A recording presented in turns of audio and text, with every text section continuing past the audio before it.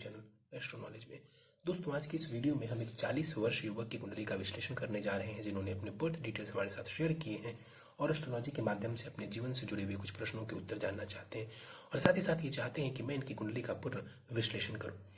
आगे बढ़ने से पहले हर बार की तरह आप सबसे निवेदन है, यदि अभी तक आपने हमारे YouTube चैनल एस्ट्रो नॉलेज को सब्सक्राइब नहीं किया है तो आप प्लीज इसे सब्सक्राइब कर दें और बेल आइकन को दबाना ना भूलें। साथ ही साथ दोस्तों, यदि आप सब इसी प्रकार अपनी कुंडली का विश्लेषण करवाना चाहते हैं या फिर मुझसे संपर्क करना चाहते हैं तो स्क्रीन के ऊपर फ्लैश हो रहे व्हाट्सएप नंबर के ऊपर आप मुझसे संपर्क कर सकते हैं और ज्यादा जानकारी के लिए आप नीचे डिस्क्रिप्शन बॉक्स को भी चेक कर सकते हैं। वापस आते हैं इस विश्लेषण के वीडियो के ऊपर और सबसे पहले मैं आप सबों के समक्ष इनके बर्थ डिटेल्स को रख देता हूं। इनका जो जन्म हुआ है वो हुआ है 22 दिसंबर 1980 को। जन्म का समय है सुबह के 7:10 और जन्म का स्थान है गुजरात। प्रश्नों की बात की जाए तो कोविड की वजह से जॉब में इनको दिक्कत आ रही है, तो उसके रिगार्डिंग इन्होंने प्रश्न पूछा है। अपने फाइनेंशियल स्थिति के लिए प्रश्न पूछा है। ये ऑथर भी हैं, तो अपनी किताब से जुड़े हुए भी कुछ क्वेश्चंस इन्होंने पूछे हैं और नेम फेम को लेकर के, समाज में सेवा को लेकर के भी इन्होंने कुछ प्रश्न पूछे हैं। प्रॉपर्टी रिगार्डिंग भी और बिजनेस के रिगार्डिंग भी इन्होंने कुछ सवाल पूछे हैं। तो इनके प्रश्नों को हम विस्तृत रूप से लेंगे आखिर में, लेकिन सबसे पहले इनकी लग्न कुंडली को देख लेते हैं जो कि हमारे समक्ष है। इनकी लग्न कुंडली प्रारंभ हो जाती है दोस्तों 9 नंबर से। 9 नंबर यानी कि धनु लग्न की कुंडली बन जाती है और चंद्रमा देव देखें तो वो मिथुन राशि में जाकर के विराजमान है। धनु लग्न और मिथुन राशि के ये जातक बनते हैं। लग्नेश बनते हैं गुरु, जो कि कुंडली के 10वें भाव में जाकर के बैठे हुए। धनु लग्न यानी कि बृहस्पति के द्वारा अधिपत्य किया जाने वाला लग्न। ऐसे जातकों के हम स्वभाव की बात करें तो ऐसे लोग सत्यवादी होते हैं, सत्य बोलना जानते हैं, सत्य कर्म करते हैं, अपने कर्म पथ के ऊपर बने रहते हैं, अपने लक्ष्य के ऊपर बने रहते हैं। नॉर्मल तरीके से देखा जाए ज्यादातर लोगों को ये टेंडेंसी होती है कि वो समाज के हित के लिए काम करें, दूसरों का अहित नहीं करें। इसके पीछे बड़ा सिंपल सा कारण है कि बृहस्पति जो होते हैं वो लग्नेश होते हैं इस कुंडली में। इस वजह से ऐसे लोग अच्छे स्वभाव के होते हैं, अच्छे हृदय के होते हैं।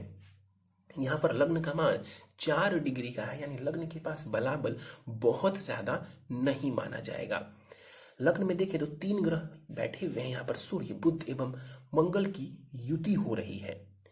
एक एक करके हम ग्रहों को समझें। देखिए, सूर्य इस कुंडली में भाग्येश है, मंगल इस कुंडली में पंचमेश है और बुध की बात करें तो वो कर्मेश है। तो इस कुंडली में इन तीनों ही ग्रहों का लग्न में आकर के बैठना एक महान राजयोग है। क्यों? क्योंकि ये तीनों ही ग्रह जो हैं इस कुंडली में वो शुभ भावों से जुड़े हुए हैं। सूर्य और मंगल त्रिकोण के स्वामी है, तो वहीं बुध कर्म भाव के स्वामी है। और इन तीनों को युति का होना लग्न में, ये आपके व्यक्तित्व के लिए, आपके नेम फेम के लिए, आपकी पर्सनालिटी के लिए, आपके ज्ञान के लिए बहुत ही बढ़िया है। और ये बैठे हैं धनु राशि में, जो कि गुरु का होता है। गुरु यानी कि ज्ञान। तो स्थिति यहाँ पर बढ़िया नजर आ रही है।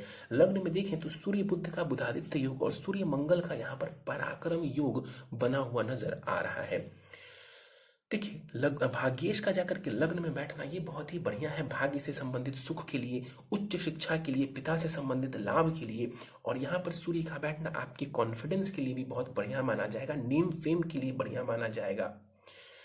6 डिग्री के यहाँ पर सूर्य बैठे हुए हैं। बाल अवस्था के आसपास के सूर्य है। 7वें भाव के ऊपर सूर्य की दृष्टि पड़ेगी तो कहीं ना कहीं आपके और आपके पार्टनर के बीच में जो है ये स्थिति को अच्छा ही रखेंगे। देखिए, वैसे मैं बार बार कहता हूं कि सूर्य जो है ना, वो जब 7वें भाव को प्रभावित करता है तो परेशानी देता है वैवाहिक जीवन में, लेकिन यहाँ पर बहुत ज्यादा परेशानी नहीं देंगे। हाँ, इतना जरूर है कि लग्न में सूर्य बैठे हुए हैं तो ऐसे लोगों को अपने ऊपर जो है घमंड जरूर होता है किसी ना किसी बात का, और ऐसे लोग जो है अभिमानी स्वभाव के होते हैं। तो ऐसी स्थिति आपकी भी देखने को मिल सकती है।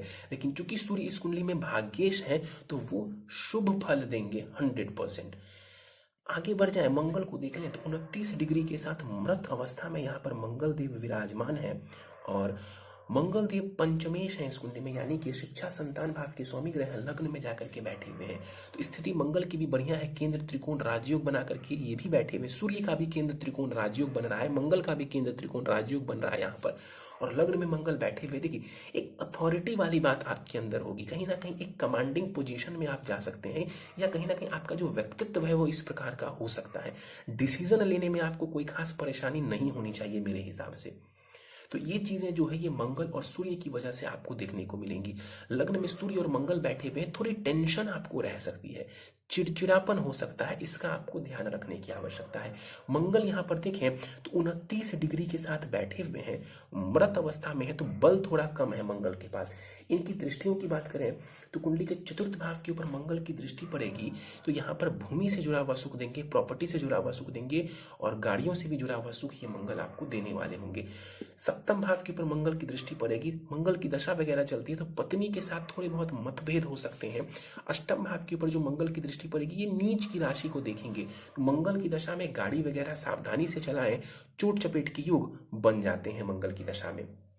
बुध को देख लेते हैं, यहाँ पर बुध 1 डिग्री के साथ है, बाल अवस्था के बुध हैं, अस्त के भी हैं यहाँ पर बुध। इस कुंडली में बुध को समझे तो वो सप्तमेश एवं कर्मेश है, समग्रह माने जाएंगे, लग्न में जाकर के ये बैठे हुए हैं। करियर के माध्यम से ये आपको लाभ देने वाले हैं, बुध भी आपको ये बुध बुद्धिमान बनाने वाले हैं। देखिए गुरु आपको ज्ञानवान तो बनाता ही है, लेकिन लग्न में बुध बैठे हुए हैं तो यहाँ पर आपको ये कहीं ना कहीं बुद्धि भी देने वाले होंगे। सूर्य के साथ बैठना बुध का ये बढ़िया माना जाएगा आपकी कुंडली में। तो शिक्षा के लिए जो है यहाँ पर अच्छी स्थिति नजर आ रही है, संतान के लिए स्थिति बढ़िया नजर आ रही है, आपके पर्सनालिटी के लिए, नेम फेम के लिए आपका जो लग्न है ना वो बहुत बलवान नजर आ रहा है। बुध यहाँ पर अस्त के हैं तो दृष्टियों की बात मैं नहीं करूंगा। केतु को देख लेते हैं, धन भाव में केतु बैठे हुए हैं 17 डिग्री के साथ, शनि की राशि में, शनि जाकर के कुंडली के 10वें भाव में बैठे हुए। देखिए राहु केतु जब भी कुंडली के द्वितीय भाव को प्रभावित करते हैं, धन भाव को प्रभावित करते हैं, तो मैं कहता हूं कि आपको धन तो आएगा लेकिन स्टेबिलिटी हो सकती है उस धन में ना रहे। यानी कि धन लाभ तो हो सकता है आपको 1-2 जगह से आए, एक से ज्यादा जगहों से आए, लेकिन उसमें स्टेबिलिटी की कमी देखने को मिल सकती है। ये मैंने बहुत बार कहा है, कई बार लोगों को कहा है। तो यहाँ पर केतु बैठे हुए हैं तो धन संबंधित स्टेबिलिटी में थोड़ी परेशानी हो सकती है। स्टेबल तरीके से जिसको कहते हैं ना धन आना, उसमें हो सकता है कि थोड़ी परेशानी देखने को मिले।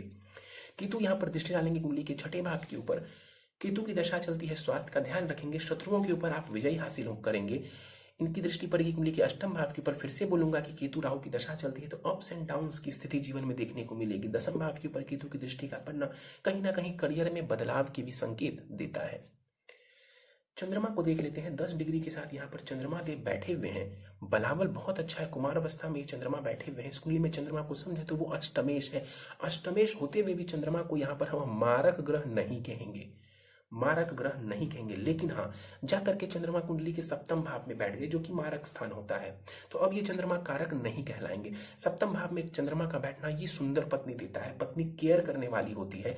लेकिन हाँ अष्टमेश है चंद्रमा, जाकर के कुंडली के 7वें भाव में बैठे हुए, अपनी पत्नी के स्वास्थ्य का आपको ध्यान रखने की आवश्यकता है।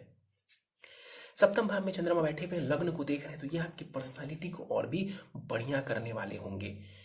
ध्यान से इस चंद्रमा को यदि हम देखें तो चंद्रमा के पीछे कोई नहीं, साथ में कोई नहीं, और अगले भाव में राहु देव बैठे हुए हैं और चंद्रमा के ऊपर सूर्य की दृष्टि पड़ रही है एवं मंगल की दृष्टि पड़ रही है जो कि नैसर्गिक पापक ग्रह है। आपकी कुंडली की मैं बात नहीं कर रहा हूं, नैसर्गिक पापक ग्रह है वो।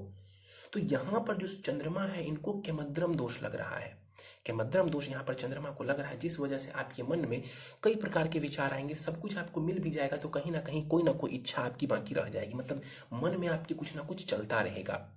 ये हालांकि क्रिएटिविटी वगैरह के लिए ठीक चीज है, कुछ मायनों में ये ठीक भी है, लेकिन फिर भी केमद्रम दोष का लगना ये जीवन में शांति के लिए बढ़िया नहीं है। तो कहीं ना कहीं आपका जो मन है वो थोड़ा भटकता रह सकता है। राहु को देख लेते हैं, 17 डिग्री के साथ यहाँ पर राहु देव बैठे हुए हैं।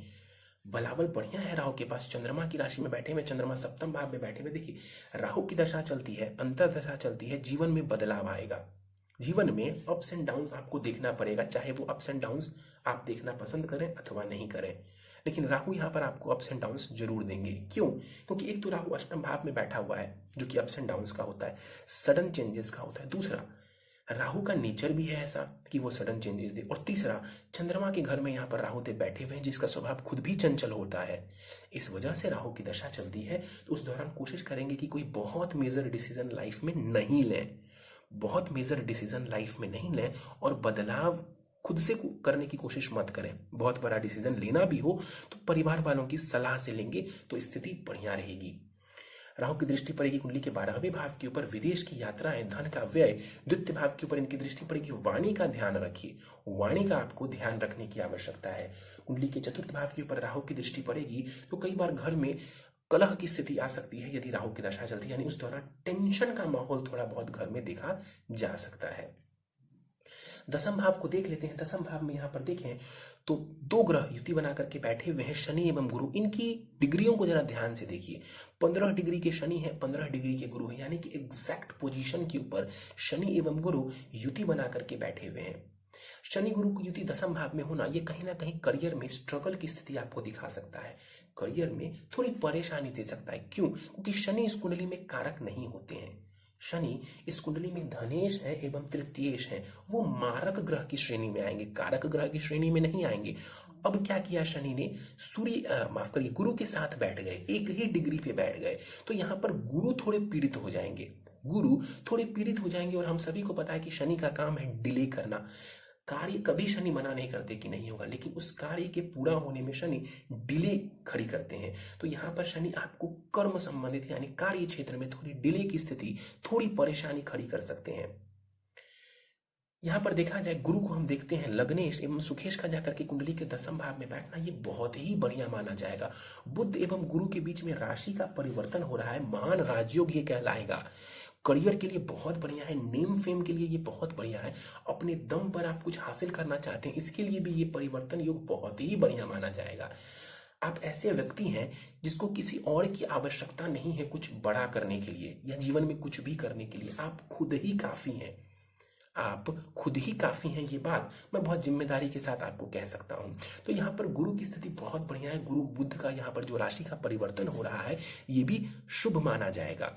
यहाँ पर बैठ करके गुरु देखेंगे आपके धन भाव को, धन के लिए बढ़िया है, वाणी के लिए बढ़िया है। गुरु की जो 7वीं दृष्टि है वो आपके सुख भाव के ऊपर पड़ेगी, तो काफी हद तक ये आपके सुखों में वृद्धि करेंगे। मकान सुख, वाहन सुख, प्रॉपर्टी का सुख, ये सब कुछ ये गुरु आपको देने वाला होगा। एक बात याद करिए, मैंने आपको कहा था कि राहु की दृष्टि की वजह से कहीं ना कहीं थोड़ी परेशानी आपको आ सकती है। अब उस परेशानी में गुरु की जो दृष्टि है वो अमृत के समान काम करेगी, वो बहुत हद तक आपको परेशानियों से बचाएगी जो राहुदेव आपको दे सकते थे। तो गुरु की दृष्टि बहुत बढ़िया है। और गुरु की दृष्टि जो पड़ेगी कुंडली के 6ठे भाव के ऊपर, ये जॉब के लिए अच्छा है, कंपटीशन में सफलता के लिए अच्छा है, और आपके शत्रुओं के ऊपर विजय के लिए भी इसको अच्छा माना जाएगा। आगे हम शनि को देख लेते हैं। दसम भाव में शनिदेव बैठे हुए हैं। यहाँ पर शनिदेव बैठ करके कार्य को थोड़ा विलंब जरूर करेंगे, लेकिन देखिए धनेश एवं पराक्रमेश हैं शनिदेव, दसम भाव में आकर के बैठे हुए, बहुत बढ़िया स्थिति है। आप अपने कर्म के माध्यम से जो है धन कमाने वाले होंगे, धन को अर्जित करने वाले होंगे। और यहाँ पर बैठे शनिदेव की दृष्टि पड़ेगी 12वें भाव के ऊपर, तो आपके कार्य में कई बार जो है विलंब की स्थिति देखने को मिलेगी, धन का व्यय होगा, लेकिन फिर भी आप अपने पराक्रम के माध्यम से, अपने कर्म के माध्यम से जीत हासिल कर लेंगे। चतुर्थ भाव के ऊपर शनि की दृष्टि प्रॉपर्टी के लिए बहुत अच्छा माना जाएगा। और शनि की दृष्टि जो सप्तम भाव के ऊपर पड़ रही है, तो कहीं ना कहीं शनिदेव व्यापार में जो है विलंब की स्थिति खड़ी कर सकते हैं, लेकिन फिर भी कोई नुकसान वाली बात यहाँ पर नहीं कही जाएगी। एक बार फिर से कह दूं कि शनि का दसम भाव में बैठना आपके कार्य को थोड़ा विलंब जरूर करेगा, लेकिन आपके कार्य क्षेत्र के लिए, धन कमाने के लिए शनि वहां पर अच्छी स्थिति में बैठे हुए हैं। आगे बढ़ने से पहले कुंडली के नवम भाव को हम देख लेते हैं। एक तरफ शनि है, दूसरी तरफ राहु है, बीच में है कुंडली का भाग्य भाव, इसको कहते हैं पाप कर्तरी दोष का लग जाना। कुंडली के नवम भाव को, भाग्य भाव को पाप कर्तरी लग रहा है, जिस वजह से कहीं ना कहीं भाग्य संबंधित जो बहुत ज्यादा सुख आपको मिल सकता था उसमें थोड़ी कमी देखने को मिलेगी। शुक्र को देख लेते हैं। 11 डिग्री के साथ शुक्र कुंडली के 12वें भाव में, व्यय भाव में बैठे हुए हैं। बल बहुत अच्छा है शुक्र के पास, यहाँ पर 50% बलाबल के साथ शुक्र जो है वो वृद्ध अवस्था में बैठे हुए हैं। इस कुंडली में शुक्र को समझें तो वो षष्ठेश है एवं वो लाभेश है, मारक ग्रह है शुक्र इस कुंडली में। विपरीत राजयोग बना करके वो कुंडली के व्यय भाव में बैठे हुए। देखिए कहीं ना कहीं आप अपने शानो शौकत के लिए भी धन का व्यय कर सकते हैं, अपनी लग्जरी चीजों के ऊपर भी धन का व्यय कर सकते हैं, विदेश की यात्राएं कर सकते हैं। शुक्र वहां पर बैठ करके आपके 6ठे भाव को देखेंगे तो काफी हद तक आपकी रोगों से रक्षा करने वाले होंगे, जॉब में सफलता दिलवाने वाले होंगे। एक बात जरूर है कि देखिए आयेश है ये आपकी, यानी कि लाभ भाव, धन कमाने के भाव के स्वामी ग्रह है शुक्र, जाकर के व्यय भाव में बैठे हुए हैं। तो एक बात की सलाह आपको जरूर दूंगा कि धन का इस्तेमाल और धन का जो खर्च है वो बहुत सोच समझ करके करें, हद से ज्यादा धन का व्यय मत करें। दशाओं की हम बात कर लेते हैं। दशाओं पर जाने से पहले एक और योग आपकी कुंडली में नजर आ रहा है। मंगल और चंद्रमा आमने सामने बैठे हुए हैं, इसको कहते हैं चंद्र मंगल लक्ष्मी योग का होना, और चंद्र मंगल लक्ष्मी योग यहाँ पर बना हुआ है।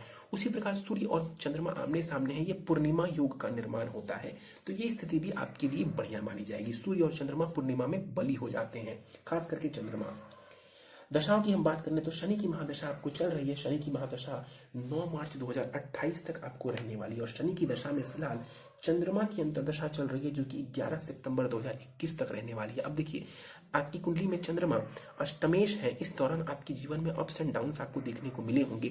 कार्य क्षेत्र प्रभावित रहा होगा और आपका मन भी प्रभावित रहेगा। मतलब आपका जो मानसिक स्थिति है आपकी, वो थोड़ी प्रभावित रह सकती है, क्योंकि शनि की दृष्टि चंद्रमा के ऊपर भी पड़ रही है और चंद्रमा ऑलरेडी के मध्यम दोष में वो है इस कुंडली में। तो इस दौरान अपने मन को जो है थोड़ा बलवान बना करके रखें। मन से निराश मत हो, यानी कि निराशा में मत चले जाइए। इस दौरान हो सकता है कि थोड़ी परेशानी देखने को मिले जीवन में, जिस वजह से कि आपका मन थोड़ा अशांत हो जाए। तो मन को साधिए। बाकी शनि में जब मंगल की अंतर्दशा आएगी तो उस दौरान आपके कार्य बनने प्रारंभ हो जाएंगे। चलिए सीधे आपके प्रश्नों को मैं ले लेता हूं। इन्होंने बताया है कि ये टीचर हैं, ऑथर भी हैं। कोविड की वजह से इनकी जॉब जो है वो फिलहाल चली गई है। ऐसा बहुत सारे क्लाइंट्स मेरे पास आए हैं जिनकी यही स्थिति है, और स्कूल वगैरह बंद रखे हुए हैं, इस वजह से इनकी जो जॉब है वो चली गई है। इनका प्रश्न है कि अच्छी जॉब स्कूल की फिर से कब शुरू हो सकती है। देखिए, अभी अच्छे जॉब की मैं यदि बात करूं तो सितंबर से मुझे वो समय नजर आ रहा है जब आपको जॉब संबंधित कुछ बड़ा लाभ देखने को मिले।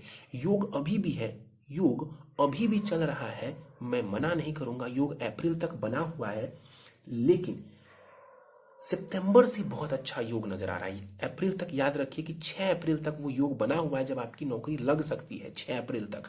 नहीं तो सितंबर 2021 से ही, इसी वर्ष से आपकी अच्छी नौकरी और जीवन में कुछ अच्छा होने की स्थिति नजर आ रही है। ये कहते हैं कि मैं पहले जिस स्कूल में था वहां पर बात चल रही है, अगर वहां हो जाए तो बढ़िया। देखिए, सितंबर से मुझे लगता है कि यदि आपकी कोई कामना है तो वो पूरी हो जाएगी। सितंबर में आपकी कोई कामना है तो वो पूरी हो जाएगी। हो सकता है कि उसी स्कूल में आप फिर से काम करने चले जाएं। इसके अलावा आपने कहा कि मेरी कोचिंग क्लासेस का भी बिजनेस है, ये साल कोचिंग क्लासेस के लिए कैसा रहने वाला है। सितंबर के बाद ही स्थिति नॉर्मल होगी, अभी स्थिति आपके लिए नॉर्मल होती हुई नजर नहीं आ रही है। थोड़ा समय लग सकता है। सितंबर से जो है वो फिर से जो है गाड़ी पटरी पर लौट सकती है। वैसे भी हम सभी को पता है कभी कोविड का समय चल रहा है, तो सब कुछ सामान्य होने में थोड़ा समय जरूर लगेगा। और इसके अलावा भी मैं बात करूं तो आपकी कुंडली से भी यही लग रहा है कि कुछ 6-7 महीना आपको एक्स्ट्रा लग सकता है, यानी सितंबर से वो जो समय है नजर आ रहा है। इसके बाद आपने बोला है कि फाइनेंशियल जो सिचुएशन है वो फिर से कब बढ़िया होगी। फाइनेंशियल सिचुएशन को लेकर के मुझे टेंशन होती है। हाँ, अभी फाइनेंशियल जो स्टेटस है आपका वो बहुत सही नजर नहीं आ रहा है। और वैसे भी देखें तो यहाँ पर आयुष जहाँ खर्च भाव में है, द्वितीय भाव में केतु है, तो ऑलरेडी कुंडली में जो है थोड़ी सी परेशानी धन को लेकर के नजर आ रही है, और इसमें स्टेबिलिटी मिलने में अभी थोड़ा सा समय लग सकता है।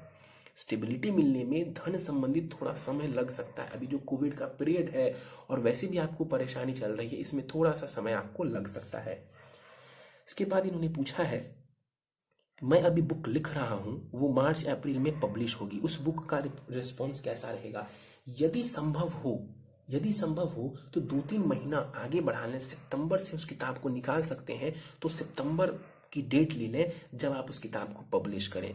ये मेरा मानना है, क्योंकि वहां से जो है आपको मंगल की अंतर्दशा प्रारंभ हो जाएगी। तो मेरा पर्सनली मानना है कि वहां पर आपको ज्यादा लाभ देखने को मिलेगा। और 6 अप्रैल से गुरु का जो गोचर होगा वो भी ठीक है, बहुत खराब मैं नहीं बोलूंगा, लेकिन सितंबर से जो है मुझे वो ज्यादा लाभ नजर आ रहा है। यदि संभव हो तो डेट थोड़ा आगे बढ़ा लें। इसके बाद ये कहते हैं कि मैं सोसाइटी में फ्यूचर में जो है करीब 5 साल के बाद जो है बच्चों को अपनी ओर से फ्री में पढ़ा करके सोसाइटी के लिए कुछ अच्छा करना चाहता हूँ। देखिए, ये बहुत आपकी जो सोच है ये नेक है। और याद करिए आप, मैंने स्टार्टिंग में क्या कहा था जब धनु लग्न के ऊपर मैं बात कर रहा था कि ऐसे लोगों का जो हृदय होता है ये बहुत अच्छा होता है। तो आप सत्यवादी हैं, आपका हृदय बच्चा है, और तभी आपका हृदय अच्छा है, माफ करिए, आपका हृदय अच्छा है, तभी आपके मन में इस प्रकार के विचार आते हैं और आप निश्चित रूप से ऐसा कर पाएंगे। कब से कर पाएंगे, तो अगस्त 2025 से ऐसा कुछ करने के योग बहुत ही प्रबल है। अगस्त 2025 से इस क्षेत्र में सफलता के योग है, जब आप खुद भी इंडिपेंडेंट होंगे और चाहेंगे तो फ्री में कुछ बच्चों को आप पढ़ा सकते हैं, उनके लिए अच्छा कर सकते हैं। इसके बाद ये कहते हैं कि मैं अभी मेरे सिटी में अच्छा नाम मैंने बना पाया है, क्या आगे पूरे स्टेट में, गुजरात से बिलोंग करते हैं तो कहते हैं कि क्या गुजरात में मुझे फेम मिल पाएगा। कोई दिक्कत नहीं है, कोई परेशानी नहीं है। बुद्ध की महादशा, शनि के बाद बुद्ध की महादशा चलेगी। यकीन मानिए, आप थोड़ा प्रयत्न करेंगे तो बुद्ध की महादशा में ये चीज संभव नजर आ रही है, जहां से आपका जो है राइज होना शुरू हो जाएगा, आपका नाम और बढ़ेगा। 2025 से भी मुझे लगता है कि आपकी जो नेम फेम की स्थिति है वो बेहतर होती चली जाएगी 2025 से ही। और बुद्ध की दशा जो कि 2028 में आएगी वहां से स्थिति और भी बेहतर होगी। तो इसमें कोई चिंता करने की जरूरत नहीं है। इसके बाद इन्होंने कहा है कि मैंने अपनी प्रॉपर्टी सेल पर रखी है, ये कब तक सेल हो जाएगी।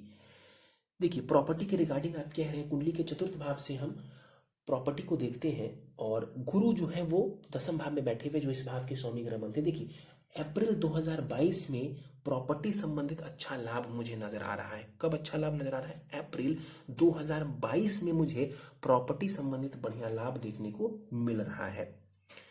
इसके बाद आपने पूछा टीचिंग के अलावा मैं कौन सा बिजनेस कर सकता हूँ, रेस्टोरेंट या फूड इंडस्ट्री, ये सब कैसा रहेगा? एजुकेशन रिलेटेड कार्य ही करें, एजुकेशन रिलेटेड कार्य ही करें। मेरे हिसाब से वो कार्य आपके लिए बहुत ही बढ़िया है, आप इसको बहुत बड़े तरीके से कर सकते हैं। मुझे बताने की जरूरत नहीं है, आप मेरे से ज्यादा समझते होंगे कि इस इंडस्ट्री में रहते हुए भी लोग करोड़पति बन सकते हैं। ये कोई मैं बहुत बड़ी बात नहीं कह रहा हूँ, आपको बहुत सारे इंस्टीट्यूट्स के नाम पता होंगे जो कि न्यू दिल्ली वगैरह में है, कोटा वगैरह में है। तो आप भी वैसा कुछ कर सकते हैं अपने स्टेट में, और आपको मुझे नहीं लगता है कि कहीं और जाने की भी जरूरत है। आप जिस फील्ड से बिलोंग करते हैं, आपकी कुंडली में इतना अच्छा योग है, मैं नहीं सलाह दूंगा कि आप किसी दूसरी चीज में स्टार्ट करिए। ऑलरेडी आपकी कुंडली में बढ़िया योग है, इसी काम को करके नेम फेम धन दौलत ये सब कुछ आप कमा सकते हैं। तो आपको शिफ्ट करने की आवश्यकता नहीं, सारा फोकस इसी पे आप लगाइए। और करोड़पति भी बनना चाहते हैं तो भी इसी के ऊपर फोकस लगाइए। इसके बाद आपने पूछा है फ्यूचर में मेरी हेल्थ कैसी रहेगी, अभी तो ठीक है।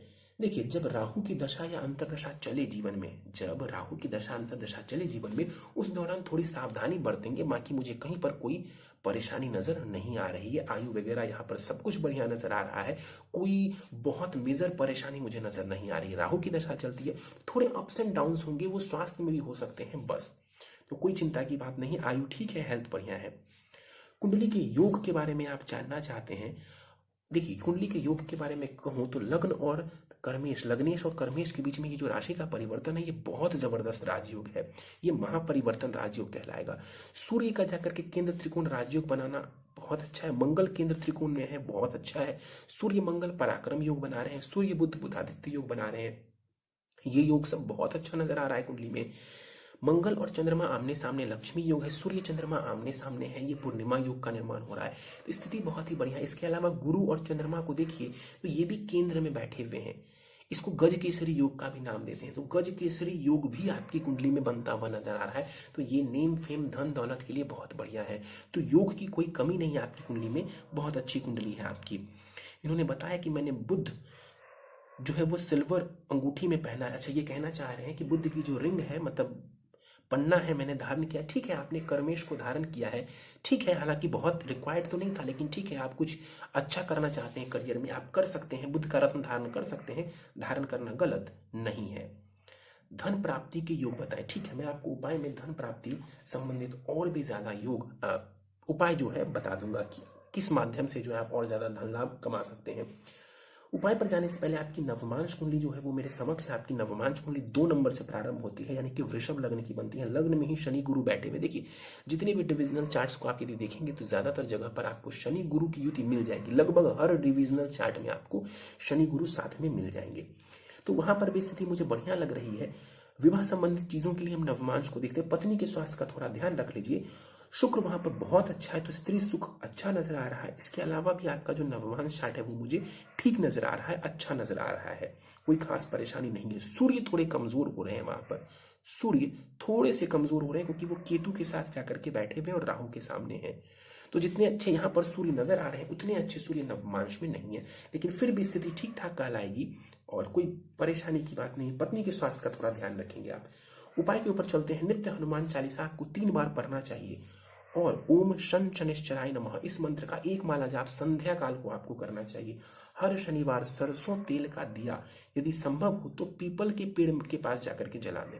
पीपल के पेड़ के नीचे सरसों तेल का दिया जलाने से भी आपको अच्छा लाभ मिलेगा।